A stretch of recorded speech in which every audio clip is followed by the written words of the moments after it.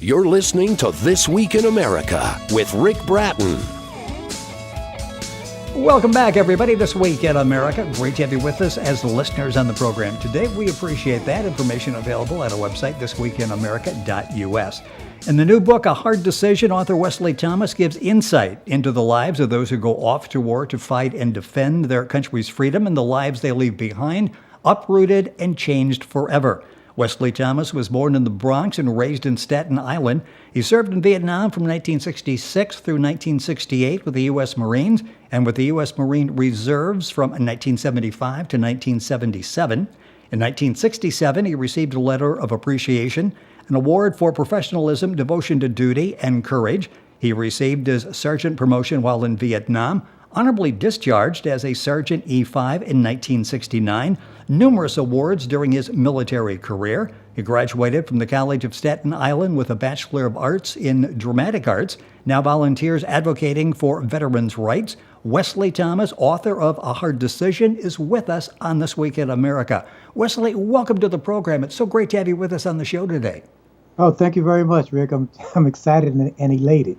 There is so much that we want to talk about during the course of the program, a lot of issues that we'll mention in the book, A Hard Decision, but I want to talk about your personal story. I gave the background, served in Vietnam.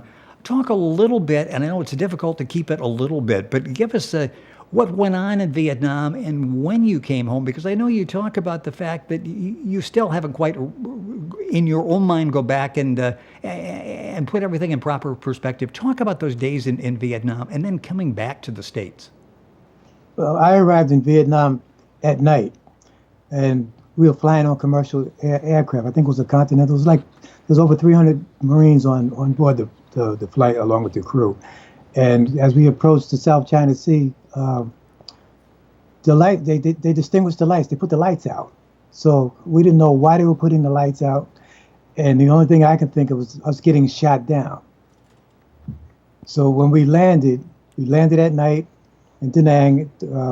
When the doors opened, you could feel the heat coming to the aircraft because it was hot. It was at night. And when we got off, disembarked from the aircraft, there was a whole line of other military personnel waiting to get on board the same aircraft that we had just gotten off. And they was telling you, watch yourself, watch your back, look out for each other. They was, giving us a like a wake up call. Right. That, this is, some serious business that we're going to be dealing with when we get there. So just, look out for each other and take care of yourself. And, that was basically it. And then we went into a big hangar where they mustered everybody in, and they gave us some cots to lay on. You can hear jet aircraft taking all off during the course of the night. And then in the morning, when morning came, they had a big muster, and that's when they started fanning people out to different locations where they were going to be sent. I was scheduled for the 3rd Marine Division when I arrived there. When I arrived, they picked people to go to different locations. So I didn't know anything about the 1st Marine Air Wing. I didn't know anything about the Air Wing. So I was selected to go to the 1st Marine Air Wing because I guess they needed replacements. So that's where I spent the majority of my time in Da Nang and other places. And I bonded with some of the other Marines that were already presently there. They was giving us the rundown on what was going on, how they're under attack and being rocketed and mortared. So I didn't know anything about any of that stuff until being there for a while, and then I saw exactly what was going on. It was just strange, trying to sleep at night, and you could feel the concussions on the ground, where explosions and stuff was coming in, and you grabbing your 70 and 82 gear because you woke up from a sleep, you're startled, you're nervous, you have this adrenaline rush, you feel like your heart is racing because you're trying to get your stuff so that you can take cover and stuff like that. So a lot of this still plays with me today, but it's something that it won't go away.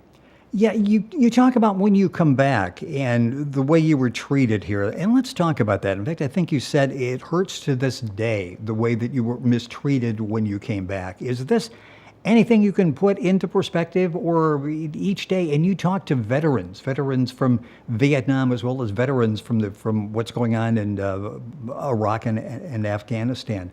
Talk about that and trying to get over that feeling that you were mistreated, misunderstood, certainly when you came back. When I returned home, I had a lot of psychological stuff wrong with me, but I didn't know that I did. And I was, too proud and too ashamed to say anything. So I just sucked it up and I just dealt with it. But meanwhile, it's eating me like a cancer from the inside out because I had a lot of anxiety and depression. I was always on edge. Things bothered me. If somebody stepped on my heel, I was ready to fight. All of these things was just stuff that was built up inside of me, and trying to get along with others. One of the, I used to wear my uniform with pride. And I would hear people come up to me, oh, yeah, how many babies did you kill? How much drugs did you take?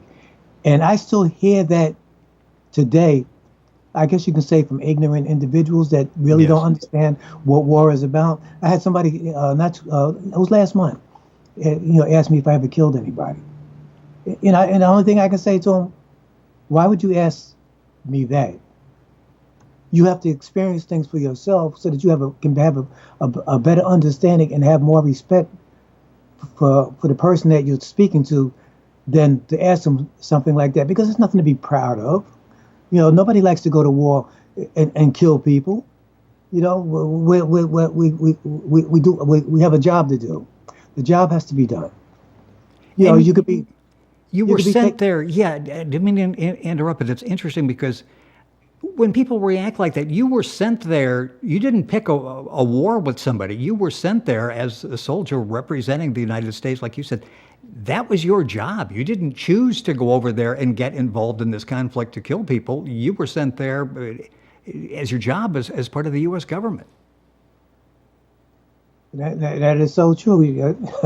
You're there to follow orders. Yes. And look out for each other, because bullets don't have any respect of person. You could be expendable at any given moment in time. There's a lot of things that can hurt you, maim you, or kill you. And these are some of the things that you have to deal with, along with survival. There's so many things you have to deal with when you come back, and the time is going to go by so quickly on the program today. Our guest is Westley Thomas. He's author of the book, A Hard Decision, and we'll talk about that in a second. And it takes two people that went through what so many went through during the era of the Vietnam War. But when you came back, you mentioned all of the problems that you had. And it's difficult to go out and say, I've got problems, I need help. How did you get to that point where, okay, I really need somebody's assistance here in getting me through this? Basically, I didn't get any help until 2000. And I'm sharing this on the air because I'm not ashamed of it now, because there's so much you hear about it today. Suicide. I attempted suicide in 1988. I stabbed myself with a butcher knife in the abdominal section, just waiting to die because I just couldn't take it any longer. But thank God that I'm here, that he blessed me to still be here, to be a vessel and a spokesperson to let other folks know that there's help out there for them. But you have to want it. I wasn't ready for it at that time, but when I found out later on that I really needed it and somebody steered me in the direction that I needed to go, I went and I got help. It was with the Manhattan Vet Center. It used to be at the VA regional office in New York City, 245 West Houston Street. Whenever I would go there for the PTSD session, because I had to do it as an individual, because I couldn't deal with groups. Being in there, I'm there for me. I'm not there to hear everybody else's war stories and what they've gone through and what they went through, because it takes away from what I want to express. So if I can express myself on an individual basis, it makes it better for me, and it helps me a lot better, because everybody doesn't really need to know what everybody has done. Exactly. Some folks have egos. And I ran into some of that when I was in Brooklyn, at the Brooklyn VA. They had a place called a Hooch. There was other veterans that went to Nam after I did. So their attitude was a lot different than mine, because I was there during the early portion. early portion was a lot different than the later portion, even though the war expanded and just bringing in more troops. So I had to get, I had to get away from that. So finally, when 9/11 happened, that brought more flashback because I used to work on the World Trade Center, Tower A, as a Otis elevator mechanics helper, and there used to be protests.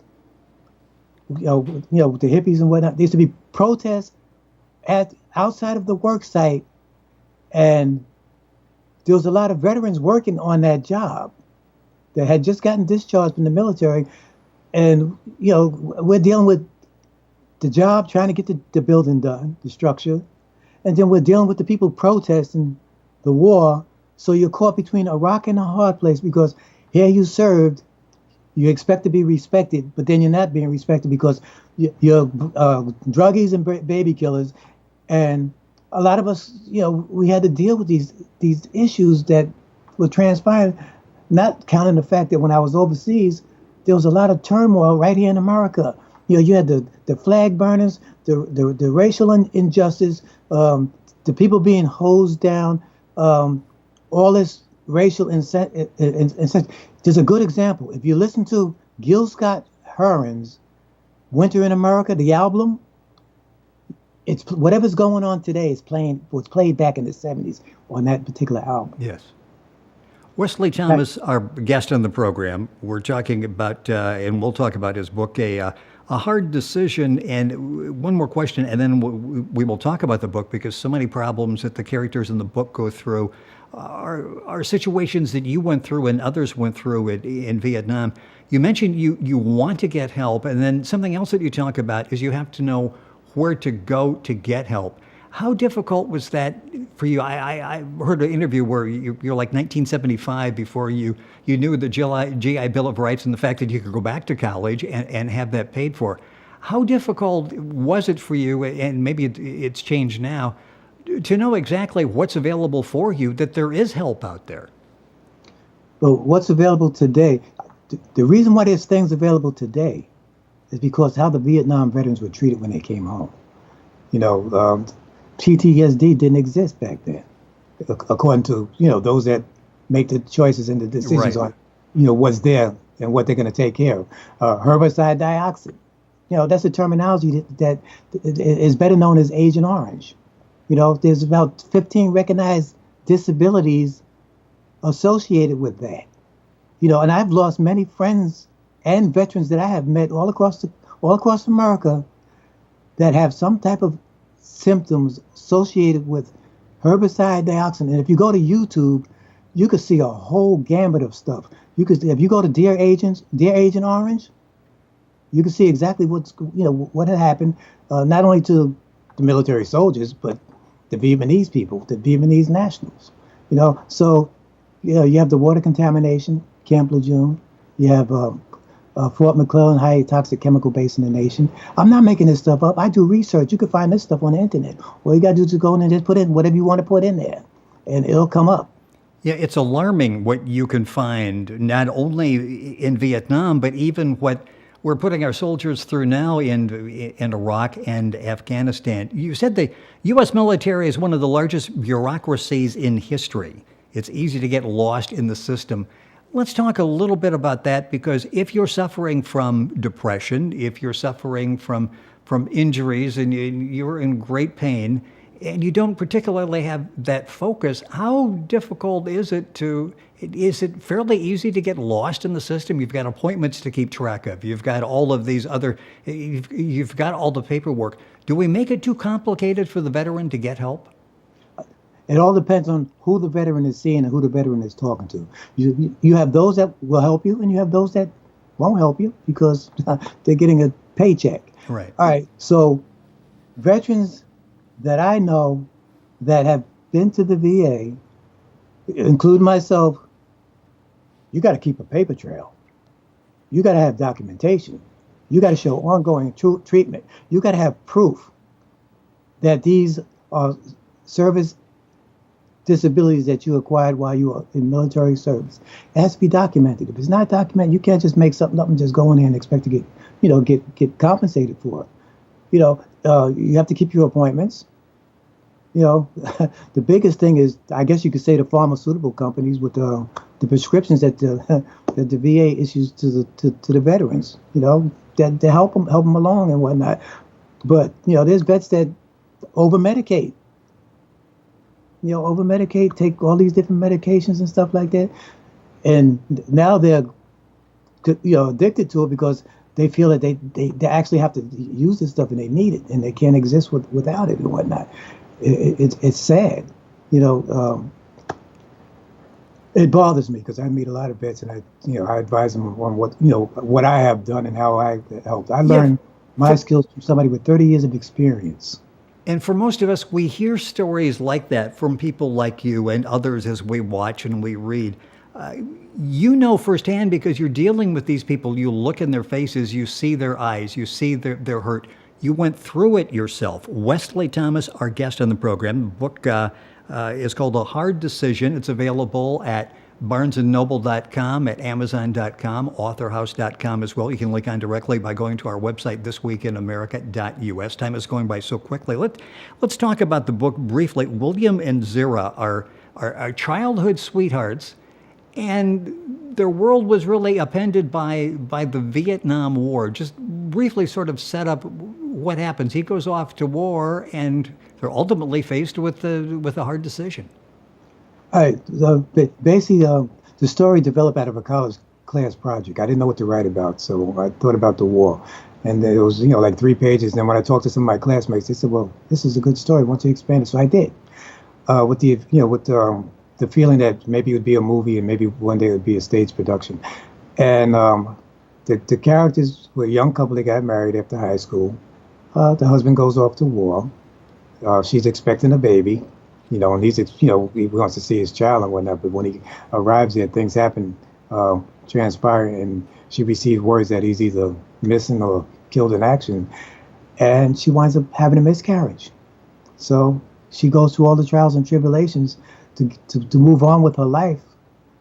Only to her girlfriend that she meets up with somebody, and now she's married.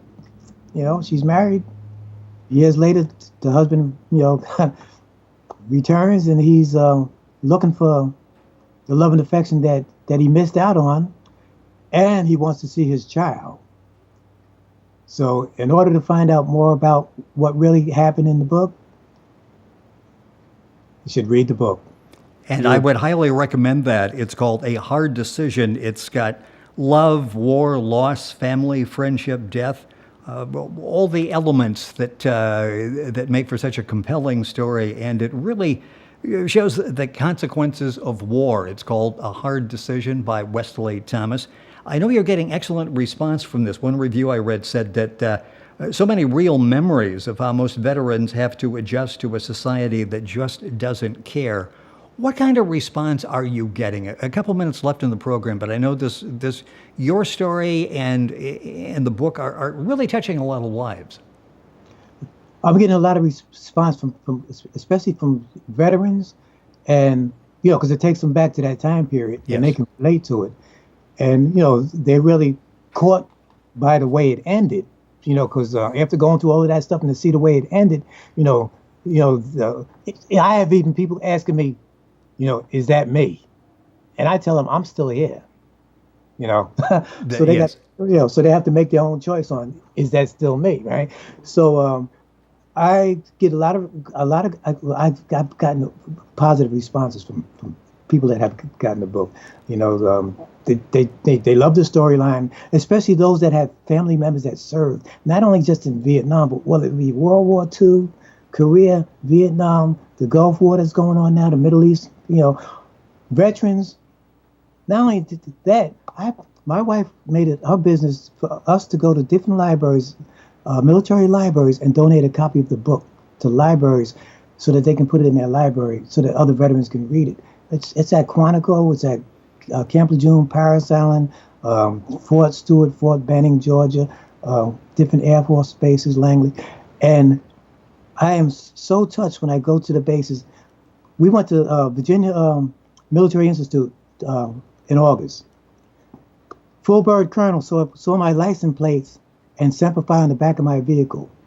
He walked over to me And he shook my hand. He said, I thank you for your service because you were there before I was, and you paved the way for what we are doing now as Marines.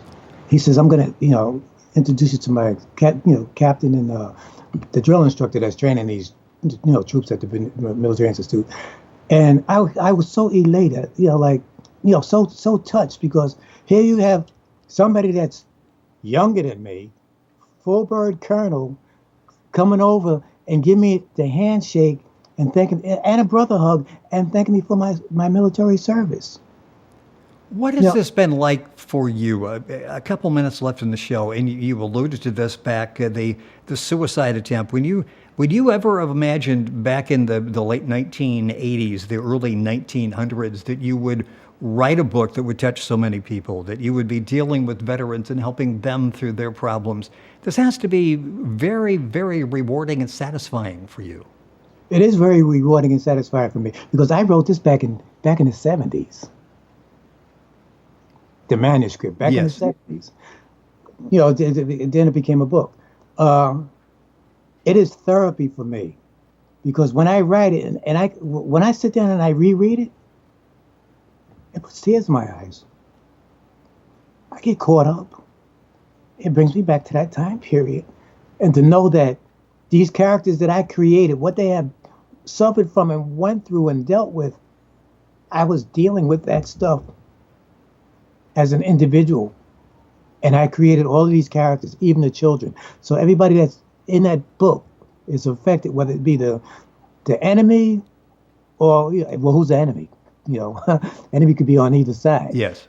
So anybody that reads this book, if they're not touched and moved by it, then I don't know what type of compassion they have within their heart. No, check your pulse. If you read A Hard Decision and you're not moved by the book, it's a very easy read. It's got all the elements there and will really get you thinking. And it's an excellent book. It's called A Hard Decision.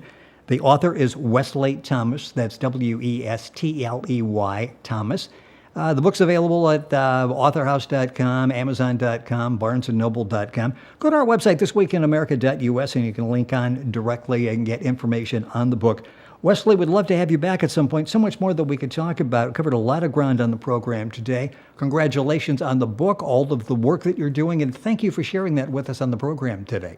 Oh, thank you. And you can also Google my name, A Hard Decision by Westley Thomas. And you'll see some YouTube there as well, and you'll get a chance to listen to some interviews as Westley tells his story. And because telling his story, he's able to reach out and help other people. All of that information on Westley available at our website, thisweekinamerica.us.